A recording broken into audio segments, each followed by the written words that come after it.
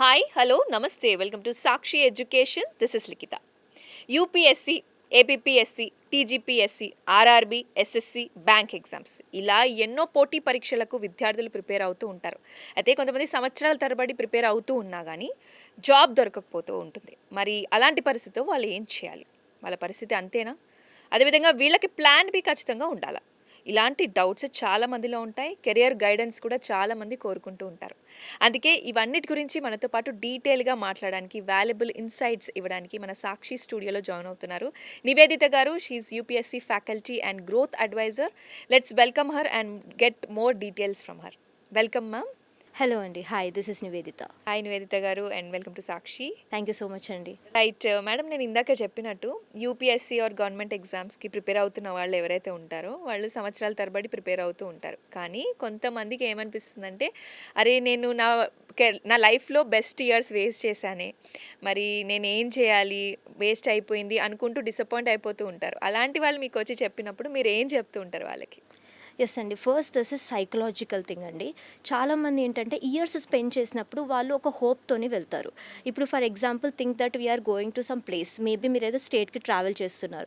You reach the railway station. Train miss అయ్యారు. So what do you feel? అబ్బా miss అయిపోయింది, ఇప్పుడు ఎలా వెళ్తాను నేను? సో ఒక ట్రైన్కి అలా ఫీల్ అయినప్పుడు ఎంత ప్రెషర్ ఉంటుంది వాళ్ళపైన. ఆబ్వియస్లీ వాళ్ళు ఫీల్ అవుతారు. ఏమని నేను ఇన్ని ఇయర్స్ వేస్ట్ చేశాను ఎలా అని చెప్పి వాళ్ళు ఖచ్చితంగా ఫీల్ అవుతారు. And this a valid point. But ఎలా చూడాలి మీరు అని సజెస్ట్ చేస్తానంటే, నేను ఇన్ని ఇయర్స్ వేస్ట్ చేశానని చూడొద్దు. నేను ఇన్ని ఇయర్స్ ఏం నేర్చుకున్నానని చూడండి. Don't see negative. ఇన్ని ఇయర్స్ మీరు ఒక దాని మీద కూర్చున్నారంటే ఖచ్చితంగా మీరు కొన్ని నేర్చుకొని ఉంటారు. You learned discipline. ఒక దానిపైన కన్సిస్టెంట్గా ఎలా కూర్చోవాలి, అది అందరి వల్ల కాదు. కొన్ని ఇయర్స్ ఒక దానిపైన కూర్చోవడం అనేది నాట్ ఎ ఈజీ థింగ్. మీరు యూపీఎస్సీ ప్రిపేర్ అవ్వచ్చు, బ్యాంక్ ఎగ్జామ్స్ ప్రిపేర్ అవ్వచ్చు, గ్రూప్స్కి ప్రిపేర్ అవ్వచ్చు. ఏవైనా కూడా మీరు ఇయర్స్ కూర్చున్నారంటే అది అంత ఈజీ థింగ్ అయితే అస్సలు కాదు. సో జస్ట్ సీ దట్ నేను ఏమి నేర్చుకోలేదు, నా ఇయర్స్ అన్నీ వేస్ట్ అయిపోయాయి అని అనుకోకుండా, నేను ఇన్ని ఇయర్స్ ఏదో నేర్చుకున్నాను, దాన్ని నేను ఇప్పుడు ఏం చేయగలను, ఎక్కడ యూస్ చేయగలను, అలా ఆలోచించండి. పోయిన దాని గురించి ఆలోచించొద్దు. ఈ టైంలో మీరు ఏదైతే నేర్చుకున్నారో try to make use out of it. ఖచ్చితంగా మీకు 100% యూజ్ అవుతుంది. This is what I advise them. And మీరు అన్నట్టుగా కొంతమంది వచ్చి చెప్తుంటారు. రీసెంట్గా కూడా నాకు ఒక అమ్మాయి మాట్లాడింది. తను ఆల్మోస్ట్ 5 to 6 years తను స్టేట్ పిఎస్సీస్ ట్రై చేసింది, యూపీఎస్సీ ట్రై చేసింది. She went up to mains and she couldn't clear. ఇప్పుడు తను ఏంటి, ఇప్పుడు నేను ఇంకేం చేయలేనని ఇంట్లో కూర్చొని తను ఫీల్ అవుతూ సమ్వన్ ఎవరో ఏదో అడ్వైస్ చేస్తే she went to IT job and doing 25,000 salary. మీరు ఎన్ని నేర్చుకొని ఉంటారు? పాలిటీ నేర్చుకున్నారు, గవర్నెన్స్ నేర్చుకున్నారు, you learned about economy, you learned about many other things, geography నేర్చుకున్నారు. ఈ స్కిల్స్ అన్నీ ఖచ్చితంగా యూజ్ అవుతాయి when you put it in the right place. So that is more important అండి. గైడెన్స్ లేక కూడా కొంతమంది అలా వేరే దారి కూడా తీసుకుంటూ ఉండొచ్చు కదా.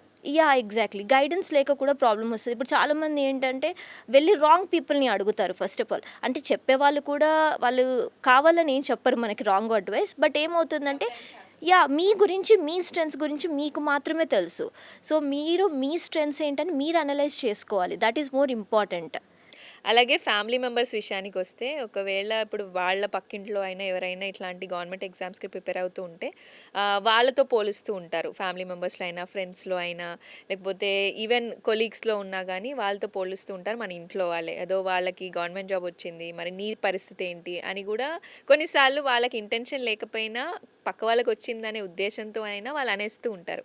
మరి అలాంటప్పుడు as a person who is preparing for government exams, ఇంకా ఆ స్ట్రెచ్లో ఉన్నవాళ్ళు ఎలా రెస్పాండ్ అవ్వాలి వాటన్నిటికి, ఎలా తీసుకోవాలి వాటన్నిటిని? ఈ కంపారిజన్ అనేది మన దగ్గర ఎప్పటి నుంచో ఉన్న ప్రాబ్లమే. యూపీఎస్సీ గవర్నమెంట్ ఎగ్జామ్స్ అనే కాదు, ఏ ప్యాటర్న్లో అయినా కూడా చిన్నప్పటి నుంచి, చైల్డ్హుడ్ నుంచి కూడా మనకి కంపారిజన్ అనేది ఉంది. కంపారిజన్ ఒక రకంగా చూస్తే అంటే కాంపిటేటివ్ వేలో చూస్తే పర్లేదు. బట్ వాళ్ళకు వచ్చింది కదా మనకు రాలేదు కదా అని అనుకోవద్దు. ఎందుకంటే వాళ్ళ జర్నీ కానీ, వాళ్ళ సర్కమ్స్టాన్సెస్ కానీ మనకి తెలీదు. సో వాళ్ళ స్ట్రెంగ్స్ ఏంటో, వాళ్ళ వీక్నెసెస్ ఏంటో, వాళ్ళ సర్కమ్స్టాన్స్ ఏంటో, అసలు వాళ్ళకి ఎలా వచ్చింది అనేది మనం పక్కన పెడితే మన థింగ్ మనం చూసుకోవాలి. అలా అని చెప్పేసి ఎవరో ఏదో అన్నారు కదా అని చెప్పేసి మీరు వాళ్ళతో గొడవ పడుతూ ఉండాల్సిన అవసరం కూడా లేదు. బికాస్ అది మీ ఎనర్జీని డ్రైన్ చేస్తుంది. మీరు అందరికీ ఎక్స్ప్లెయిన్ చేస్తూ కూర్చోలేరు every time. You just smile and you just say that maybe నేను డిఫరెంట్ పాత్ చూస్ చేసుకుంటున్నాను. నేను ట్రై చేశాను యూపీఎస్సీకి, బట్ నాకు అది క్లియర్ అవ్వలేదు. But I'm choosing something different path. ఖచ్చితంగా నేను ఇన్ని రోజులు నేర్చుకున్న దాన్ని నేను యూస్ చేస్తాను ఇక్కడ అని చెప్పి మీరు జెంటిల్గా ఆన్సర్ చేయండి. అర్థం చేసుకుంటే ఇట్స్ ఫైన్, అర్థం చేసుకోకపోయినా ఇట్స్ ఫైన్. అందరూ మనల్ని అర్థం చేసుకోవాలని లేదు కదా. So you need to be strong and confident about yourself. This is what I suggest అంతే. ఆల్సో స్టూడెంట్స్ అందరు ప్రిపేర్ అవుతున్నప్పుడు ఒక లాంగ్ జర్నీ ఉంటుంది. సంవత్సరాల తరబడి ప్రిపేర్ అవుతూ ఉంటారు. వాళ్ళు ఆల్రెడీ కొన్ని ఏవైనా రాకపోతే వాళ్ళు అనుకున్నది డిసప్పాయింట్ అయిపోతూ ఉంటారు. లోన్లీగా ఫీల్ అయిపోతూ ఉంటారు. అలాంటి వాళ్ళకి కాన్ఫిడెన్స్ ఏమైనా దెబ్బతింటుందా? మరి కాన్ఫిడెన్స్ అలాగే రీగెయిన్ పెట్టుకొని అలాగే ట్రై చేయాలన్న వాళ్ళకి ఏం చెప్తారు? ఇది ఒక ప్యాటర్న్ లాగా జరుగుతుందండి. ఫర్ ఎగ్జాంపుల్ ఒక 2 అటెంప్ట్స్ అయ్యాయి. అప్పుడు వాళ్ళు ఏం ఫీల్ అవుతారంటే, అయ్యో 2 అటెంప్ట్స్ అయిపోయాయి ఇంకా అవ్వలేదేంటి అని ఫీల్ అవుతారు. ఆ 2 అటెంప్ట్స్ తర్వాత ఏం ఫీల్ అవుతారు, మళ్ళీ ఇంకొక 2 అటెంప్ట్స్, 4 అటెంప్ట్స్ అయిపోయాయి. ఇంకా అవ్వదేమో నాకు అసలు టైం లేదు, నాకు చాలా ప్రెషర్ వస్తుంది, ఇప్పుడు నేను ఏం చేయాలి, ఇలా ఫీల్ అవుతారు. ఆ తర్వాత ఇంకా అయ్యో నా మీద అసలు నాకేం కాన్ఫిడెన్స్ లేదు, మేబీ నేను చేయలేనేమో, ఇలా ఒక గ్రాడ్యువల్గా వస్తున్న టైంలోనే మీరు స్లోగా కాన్ఫిడెన్స్ కోల్పోతారు. అండ్ ఇంకొకటి కూడా మీరు చెప్పిన పాయింట్ యాక్చువల్గా వెరీ వ్యాలిడ్ పాయింట్. కంప్లీట్గా ప్రిపరేషన్ టైంలో ఐసోలేటెడ్గా ఉంటారు. సో మీరు ఇంకా మీ అటెంప్ట్స్ అయిపోతున్నాయి, ఇంకా నేను ఆల్మోస్ట్ 5-6 ఇయర్స్ పెట్టేశాను అన్నప్పుడు రియలైజ్ అవ్వండి. Spend time with the people, try to understand what others are doing. వేరే వాళ్ళు ఏం చేస్తున్నారు, డిఫరెంట్ కెరీర్ ఆపర్చునిటీస్ ఎక్స్ప్లోర్ చేయండి, అర్థం చేసుకోండి. మీ స్ట్రెంగ్స్కి ఆ కెరీర్ ఆపర్చునిటీస్ ఎక్కడ యూజ్ అవుతాయో ఆలోచించండి. అంతేగాని మిమ్మల్ని ఐసోలేట్ చేసుకొని అలా లైఫ్ మొత్తం ఉండలేరు కదా. So be practical, come out of, step out of your room, spend time with people, understand their strengths and your strengths. Okay. Amazing. అలాగే మరి ఇప్పుడు యూపీఎస్సీకి ప్రిపేర్ అవుతున్న వాళ్ళు ఎవరైతే ఉంటారో వాళ్ళు అసలు ప్లాన్ బి ఎప్పుడు పెట్టుకోవాలి? అసలు పెట్టుకోవాలా? అంటే ఏం చెప్తారు మీరు? చాలామంది ఏంటంటే ప్లాన్ బి గురించి ఒక మిత్ అయితే ఉందండి. ఏమనుకుంటారంటే నువ్వు ప్లాన్ బి పెట్టుకుంటున్నావంటే నీ మీద నీకు ప్లాన్ ఏలో కాన్ఫిడెన్స్ లేదేమో, అందుకని చెప్పేసి నువ్వు ప్లాన్ బి పెట్టుకుంటున్నావు. సొసైటీ జడ్జ్ చేసేస్తూ ఉంటుంది. జడ్జ్ ప్లాన్ బి చేసేస్తూ ఉంటుంది. ఆలోచించగానే okay you are not serious about the plan A అనుకుంటూ ఉంటారు. ఇప్పుడు So- మీరు ఇమాజిన్ మీరు ఎక్కడికో ట్రావెల్ చేస్తున్నారు కార్లో, you are going to some place.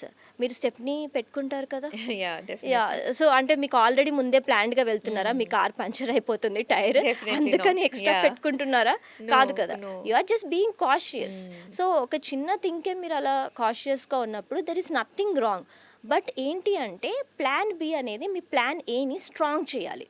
For example మీరు యూపీఎస్సీ కానీ గవర్నమెంట్ ఎగ్జామ్స్ కానీ ప్రిపేర్ అవుతున్నారు అనుకుందాం.